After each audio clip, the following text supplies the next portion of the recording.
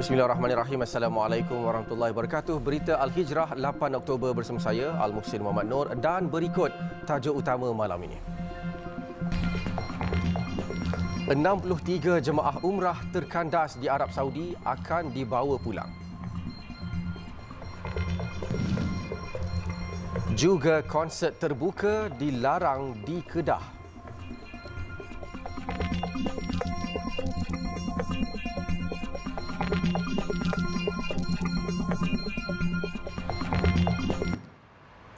Seorang wanita maut selepas kenderaan yang dipandu suaminya terbabas sebelum melanggar pokok di tepi jalan di persiaran Raja Muda Seksyen 6 di Shah Alam petang tadi. Dalam kejadian berkenaan, suami mangsa dan dua anaknya masing-masing berusia 2 tahun serta 8 bulan cedera. Ketua Polis Daerah Shah Alam, Asisten Komisioner Muhammad Iqbal Ibrahim mengesahkan kejadian itu susulan laporan diterima pihaknya jam 3.11 petang. Beliau berkata berdasarkan siasatan awal, suami mangsa yang berusia 43 tahun mendakwa steering kenderaan jenis Toyota Vios dipandunya tiba-tiba tersekat menyebabkan dia gagal mengawal kenderaan lalu terbabas dan melanggar pokok di tepi jalan. Kes disiasat mengikut Seksyen 41 Akta Pengangkutan Jalan APJ 1987.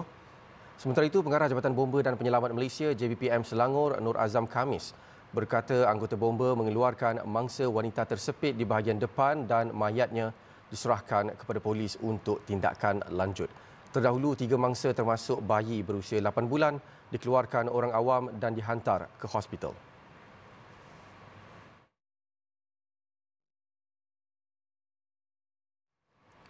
Malaysia bersetuju untuk membantu urusan penghantaran 63 jemaah umrah kumpulan Tarikat Naqsyabandiyah Al-Khalidiyah yang terkandas di Arab Saudi sejak Jun lepas. Urusan penghantaran pulang akan dibuat Kementerian Luar Negeri dan Pejabat Perdana Menteri Hal Ehwal Agama bersama Kedutaan Besar Malaysia di Riyadh dan Konsulat Jeneral Malaysia di Jeddah dalam masa terdekat.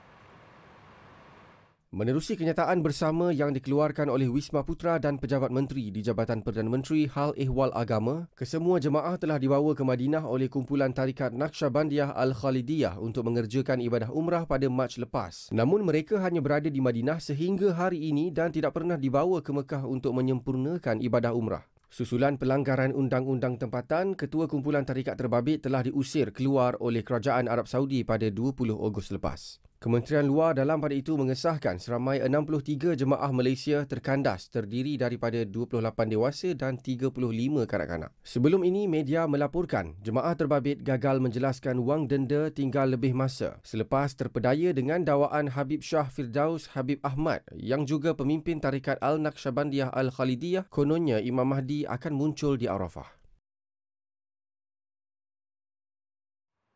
Polis terpaksa menggali semula kubur seorang wanita warga emas selepas kematiannya disyaki terdapat unsur jenayah. Menurut Ketua Polis Kedah, Dato' Wan Hassan Wan Ahmad, penggalian kubur mangsa yang disemadikan di Tanah Perkuburan Serdang dibuat semalam selepas mendapat perintah daripada Mahkamah Kulim.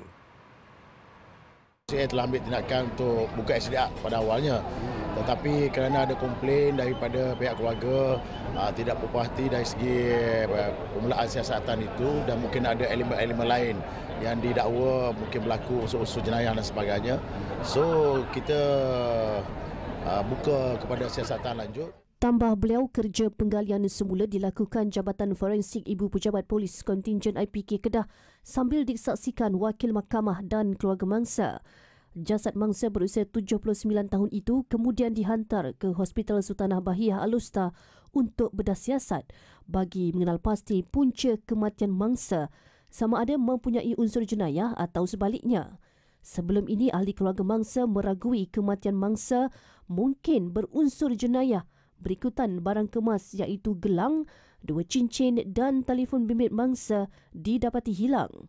Anak mangsa turut mengesan kesan tumpukan darah pada cadar serta kain lampin dipakai mangsa selepas membuat pemeriksaan lanjut. Datuk Wan Hassan berkata demikian selepas hadir pada majlis penyampaian hadiah pertandingan futsal dan karate Piala Ketua Polis Negara di Stadium Suka-Menanti hari ini. Kerajaan Negeri Kedah menetapkan semua konsert secara terbuka tidak akan dibenarkan di negeri itu. Pengerusi Jawatan Kuasa Pelancongan, Kesenian dan Kebudayaan, Belia dan Sukan, Pembangunan Usahawan dan Koperasi Negeri, Muhammad Firdaus Ahmad berkata keputusan itu dibuat hasil perbincangan bersama Menteri Besar Kedah Datuk Seri Muhammad Sanusi Mat Noor dan Barisan Exco semasa mesyuarat Exco Negeri baru-baru ini. Memetik laporan bernama, isu terbabit antara yang diketengahkan dalam mesyuarat sekaligus memutuskan sebarang konsert secara terbuka di Kedah adalah dilarang. Beliau berkata demikian ketika diminta mengulas hasil perbincangan bersama Menteri Besar Kedah mengenai perkembangan larangan konsert secara terbuka di Kedah. Muhammad Firdaus berkata sebarang permohonan permit hiburan yang diminta oleh pihak penganjur kepada pegawai daerah tidak akan diluluskan sama sekali. Namun ia tidak bermakna semua penganjuran program dilarang. Bahkan jika ia diadakan di dalam dewan atau secara tertutup, ia akan dipertimbangkan. Sebelum ini, Menteri Besar Kedah Datuk Seri Muhammad Sanusi Mat Noor dalam satu kenyataan memaklumkan sebarang konsert hiburan yang mencetuskan kelakuan di luar tata susila tidak akan dibenarkan di seluruh Kedah. Larangan itu berikutan baru-baru ini tular di media sosial rakaman video persembahan kumpulan muzik di pentas yang disaksikan anak muda sambil melakukan pelbagai aksi, antaranya menari di Balai Seni Alostar yang mengundang rasa kurang senang susulan diadakan tidak jauh dari Masjid Zahir. Qiyamulail perdana di Masjid Putra Putrajaya awal pagi tadi terus mendapat sambutan luar biasa. Menteri Jabatan Perdana Menteri Hal Ehwal Agama Datuk Idris Ahmad berkata program siri ketiga itu adalah kesinambungan daripada Qiyamulail terdahulu yang bertujuan untuk membudayakan rutin bangun malam untuk beribadah sama ada dalam kalangan individu, keluarga, masyarakat mahupun pemimpin. Qiyamulail perdana yang bermula seawal 4.30 pagi tadi dipimpin oleh Syekh Abdul Karim Omar Al-Fatani Al-Makki dan dihadiri kira-kira 2,000 jemaah. Dan yang paling penting sekali ialah program seperti ini akan dapat merapatkan ikatan ukhuwah dari kalangan masyarakat yang berada di sini. Maklumlah kita masing-masing sibuk dengan urusan dunia kerjaya kita. Mungkin kita ambillah sikit masa dalam 2 bulan sekali yang kita bertemu di sini untuk sekurang-kurangnya kita mengenal di kalangan masyarakat keliling. Masyarakat keliling juga dapat bertemu dengan kita untuk hadir ke dalam program seperti begini. Program itu turut mendapat kerjasama Yayasan Dakwah Islamiah Malaysia Yadim serta agensi Hal Ehwal Islam di bawah Menteri di Jabatan Perdana Menteri. Turut dilancarkan pagi tadi Bulan Dakwah Yadim dan buku ibadah yang diterbitkan dalam bahasa etnik orang asli Temia dan Temuan.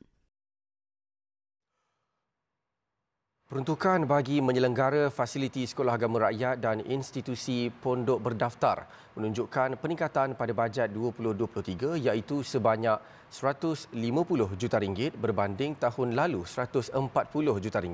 Datuk Idris Ahmad berkata peruntukan itu membuktikan keprihatinan kerajaan terhadap pengurusan dan pembangunan syiar Islam. Ya, alhamdulillah bahagian kita dapat untuk 1.5 bilion untuk bajet kepada Hal Ehwal Islam sendiri dan melibatkan sebagaimana yang kita maklum 150 juta diberikan kepada sekolah tahfiz, pondok, sekolah agama rakyat yang berdaftar. 150 juta satu peningkatan. Kalau tahun 2021 dulu kita dapat sebanyak 100 juta, tahun 2022 kita dapat 140 juta dan tahun ini kita dapat 150 juta. Selain pemberian bayaran khas RM500 secara one-off kepada guru kafa, takmir, imam, bilal, siak dan noja, pihaknya juga berharap dengan peruntukan RM92 juta terhadap industri halal, ia dapat mengukuhkan nama Malaysia di persada dunia menerusi promosi halal di pasaran global. Penekanan terhadap industri halal dapat dilihat dengan projek pembangunan Pusat Hub Halal Tanjung Manis Sarawak dan agenda membantu OKU menerusi Wakaf Halal PKS OKU. Komitmen kerajaan untuk meringankan beban penduduk luar bandar dan pedalaman diteruskan dengan peruntukan RM200 juta menerusi program Community Drumming sebagaimana diumum semalam. Ia membolehkan kerajaan menyerap kos pengangkutan bagi 7 keperluan asas ke luar bandar dan penduduk dapat menikmati harga yang sama seperti di bandar. Jelas Timbalan Menteri Perdagangan Dalam Negeri dan Hal Ehwal Pengguna, Datuk Grosul Wahid, sebelum pelaksanaan program tersebut, penduduk luar bandar dan pedalaman perlu membayar barangan keperluan seperti minyak petrol, tong gas memasak, gula dan minyak masak pada harga berkali ganda ekoran kos pengangkutan dan logistik. Mana rakyat cuma bayar harga sama. Kalau kerajaan tak subsidi, pengangkutan dan sebagainya, rakyat akan bayar lebih mahal. Tapi dengan adanya subsidi tersebut, rakyat bayar harga sama, katakan harga gula RM2.85. Di Kota Terengganu RM2.85, di mana-mana pun RM2.85. Mana tak ada baik sebab kos pengangkutan, kos logistik, kos penyimpan sekali diabsorb oleh kerajaan. Kerajaan beri subsidi. Beliau berkata demikian ketika melawat pameran program Jom Heboh di Kompleks Sukan Gong Badak, Kuala Nerus hari ini. Dalam pembentangan bajet 2023 semalam, kerajaan turut mengumumkan inisiatif Community Drumming akan diperluaskan ke 23 lokasi luar bandar dan pedalaman di seluruh negara, antaranya Kampung Pasin di Mukah, Sarawak dan Kampung Tawayari di Lahad Datu, Sabah. Dalam perkembangan sama, beliau mengingatkan golongan peniaga agar tidak mengambil kesempatan menaikkan harga atau memanipulasi bekalan barangan sewenang-wenangnya. Kerajaan katanya tidak akan berkompromi kerana tindakan itu seakan-akan mensabotaj inisiatif pemberian subsidi yang dilakukan selama ini.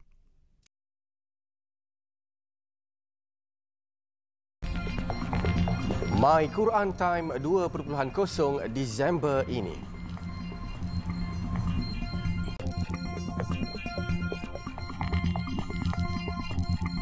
Alhamdulillah bertemu lagi. Lebih 8,000 peserta hadir meraikan majlis convocation Khatam Tadabbur My Quran Time 1.0 selepas berakhirnya 838 episod My Quran Time 1.0 yang disiarkan di TV Al-Hijrah semalam. Pengasas Yayasan Warisan Ummah Ikhlas, Datuk Husamuddin Yaakob berkata, pihaknya bakal meneruskan siaran My Quran Time 2.0 pada 1 Disember ini dengan sentuhan yang lebih interaktif, efektif dan mudah difahami oleh penonton. Kalau kita tengok penonton pengikut setia My Quran Time sudah menyumbang lebih 20 juta ringgit kepada perjuangan ini. Jadi maknanya sekarang sebenarnya program ini adalah sebuah wakaf satu perjuangan ataupun wakaf konten yang disumbang oleh dan saya rasa ini akan lebih berkesan dan kita akan Warisan Ummah akan menggunakan sumbangan itu untuk membuat gerakan ataupun program-program memahami Al-Quran ini kepada level yang lebih tinggi dan insya-Allah kita akan mulakan My Quran Time 2.0 secepat mungkin. Tambah beliau, pihaknya kini sedang membangunkan akademik My Quran Time di atas tanah berkeluasan 1,5 ekar di Bangi Selangor yang dijangka siap dalam tempoh 3 tahun sekaligus menjadi studio My Quran Time 2.0.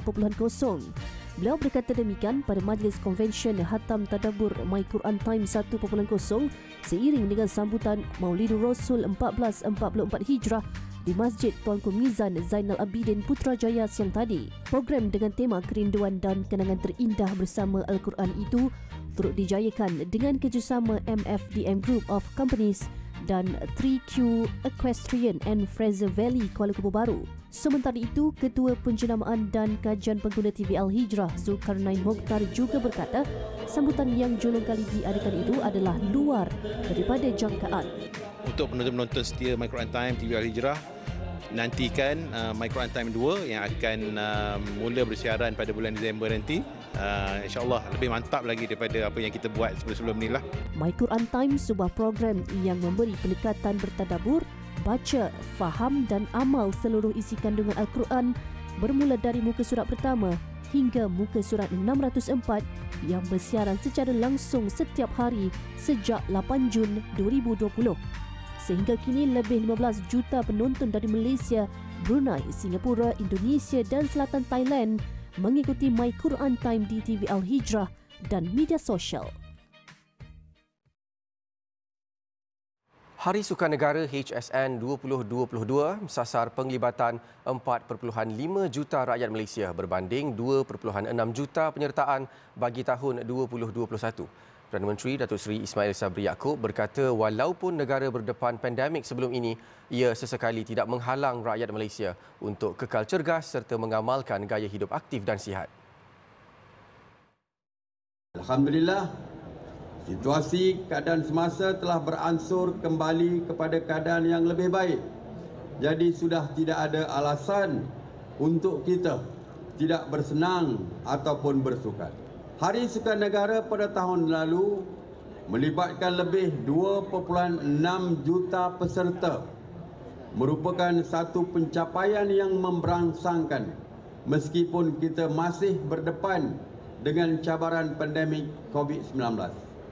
Beliau berkata demikian ketika berucap pada Majlis Perasmian Hari Sukan Negara 2022 pagi tadi.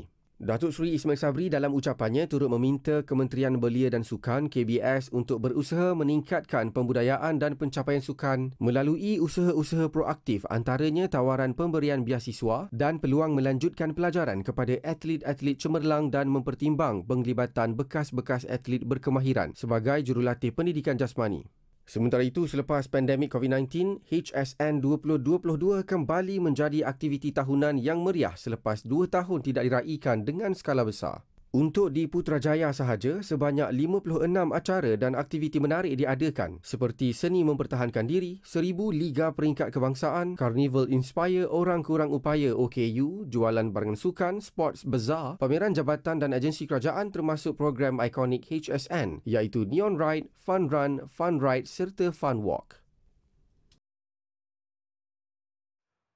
Sukan kanak-kanak push bike nampak mudah tetapi amat mencabar buat kanak-kanak seawal usia 2 tahun.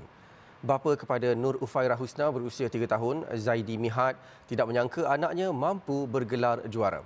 Walaupun sukan itu kurang popular, namun ia satu aktiviti bermanfaat selain mampu memantapkan daya ketahanan mental dan fizikal anak-anak. Keterujaan itu dapat dilihat sendiri daripada kesungguhan adik Husna ketika bertanding.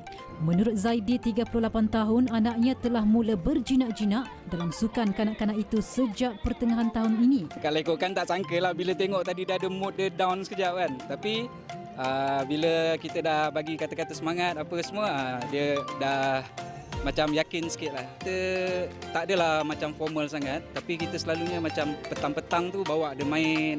Dia memilih sukan tersebut kerana ia dapat membantu tumbuh-seran anaknya dengan lebih baik melalui aktiviti sukan berbanding menghabiskan masa dengan gadget. Menurut Nurul Akmal, ibu kepada Yusuf Anaki 4 tahun dan Malik Rifki 3 tahun pula, dia mula menyedari minat kedua-dua anaknya dalam sukan push bike itu sejak menyertai sebuah pertandingan di Bukit Jalil pada November 2021. Apa tu since then macam nampak dia orang macam minat. So kita start lah. Kita start join setiap race yang ada, boleh kata setiap bulan lah. Setiap event tu kita prepare dalam sebulan macam tu. Kalau ada masa training lah. Sukan kanak-kanak itu bukan sahaja banyak membantu meningkatkan tahap keyakinan anak-anak, tetapi juga dapat meluangkan masa yang berkualiti sekaligus mengeratkan hubungan kekeluargaan.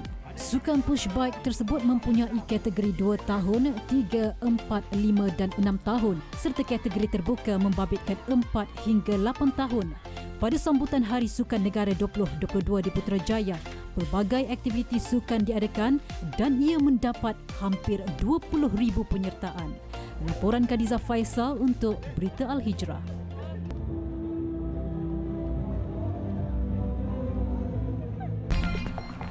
Majlis kahwin diraih ketika protes anti-Israel. Bertemu lagi.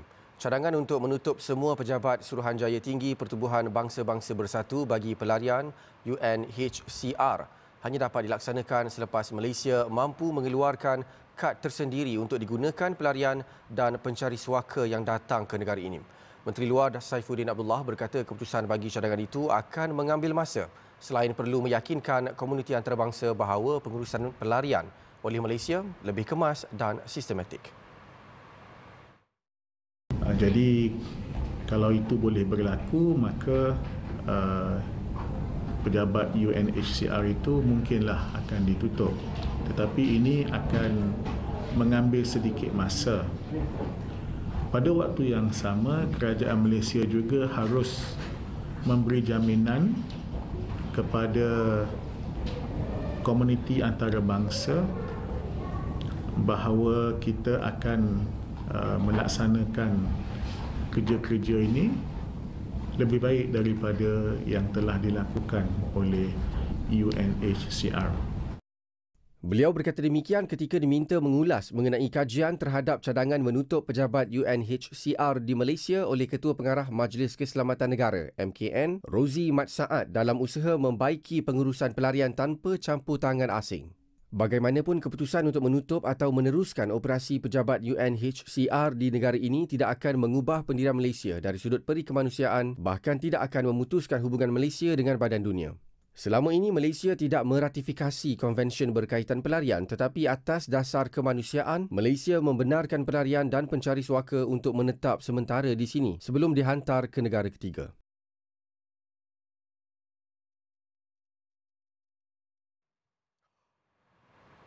Selepas tragedi yang mengorbankan 131 nyawa di Stadium Kanjuruhan Indonesia Sabtu lalu, kini insiden hampir sama berlaku di Argentina. Seorang terkorban dalam ketegangan antara pihak berkuasa dan peminat bola sepak di stadium negara itu.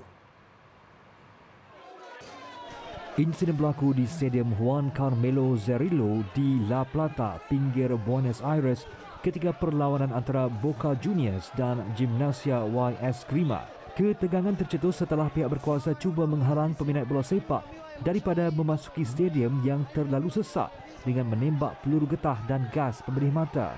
Tindakan itu bagaimanapun mencetuskan rusuhan di luar stadium yang kemudiannya berlarutan ke dalam stadium. Seorang bangsa berusia 57 tahun disahkan terkorban dalam insiden berkenaan. Menurut pihak berkuasa, tindakan tegas terpaksa diambil setelah lebih 10,000 peminat bola sepak cuba memasuki stadium yang sedia penuh. Susulan ketegangan itu, perlawanan bola sepak antara kedua-dua pasukan terkemuka itu terpaksa ditangguhkan.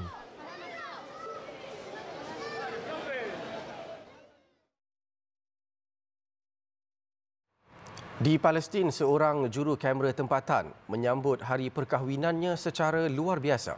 Hari istimewanya itu disambut bersama-sama penunjuk perasaan anti-Israel di tebing barat.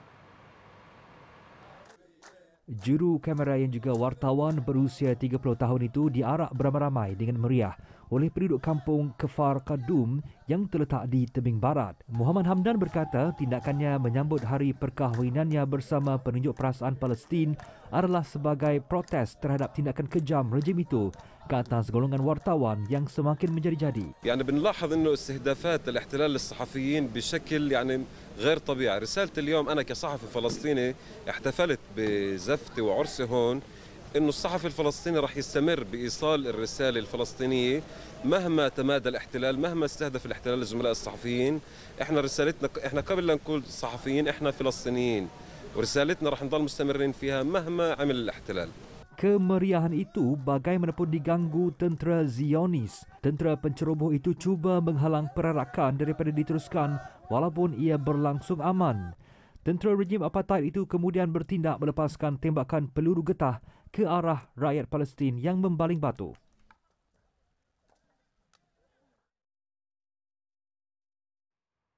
Di India, sekurang-kurangnya 12 maut manakala 2 lagi kritikal dalam insiden kebakaran sebuah bas di Bandar Nashik, Maharashtra.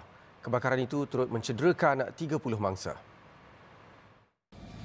Video yang tersebar di media sosial menunjukkan kebakaran bas itu mencetuskan bola api yang besar. Menurut media tempatan, bas itu dipercayai terbakar setelah melanggar lori tangki diesel. Kesemua mangsa dibawa ke hospital awam tempatan untuk menerima rawatan. Ketika ini, siasatan mengenai punca kemalangan sedang dijalankan. Kemalangan ini turut mendapat perhatian Perdana Menteri India Narendra Modi. Beliau yang berduka cita dengan tragedi itu mengumumkan bantuan RM200,000 bersamaan RM11,130 kepada ahli keluarga setiap mangsa terkorban dan RM50,000 bersamaan RM2,799 kepada setiap mangsa yang cedera.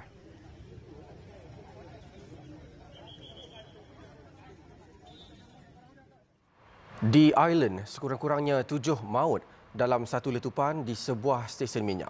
Insiden berlaku di Kaunti Donegal, barat laut negara itu.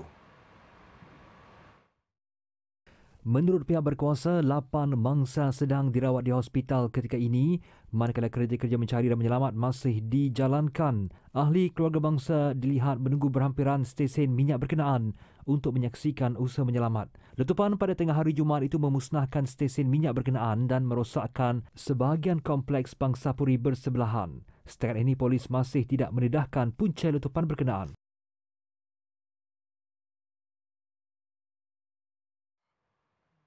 Sekian berita Al-Hijrah. Jangan lupa ikuti kami di platform media-media sosial seperti Facebook, Instagram, Twitter, YouTube dan TikTok. Dan layari alhijrahnews.com untuk lagi berita-berita pilihan dan eksklusif. Saya Al-Muhsin Muhammad Nur. Assalamualaikum warahmatullahi wabarakatuh dan selamat malam.